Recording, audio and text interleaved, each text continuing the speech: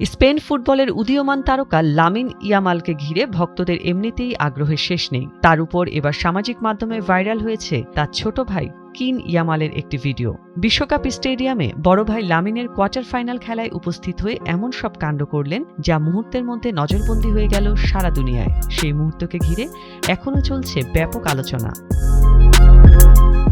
Viral ভিডিওতে দেখা যায় বিশ্বকাপের বিশাল স্টেডিয়ামের গ্যালারিতে স্পেন বনাম বেলজিয়ামের খেলা উপভোগ করছে ছোট্ট কিন।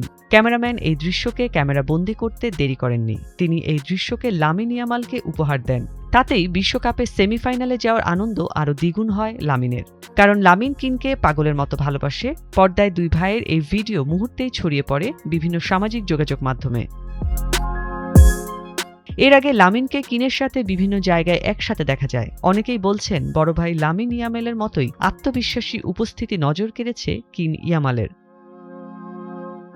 মাত্র অল্প বয়সে লামিন ইয়ামাল বিশ্ব ফুটবলে নিজের প্রতিভার স্বাক্ষর রেখেছেন। তাই তার পরিবারের সদস্যদের ঘিরেও ভক্তদের কৌতূহল দিন দিন বাড়ছে। সেই আগ্রহ থেকে কিন ইয়ামালের ভিডিওটি নতুন করে আলোচনায় এসেছে বলে মনে করছেন অনেকে।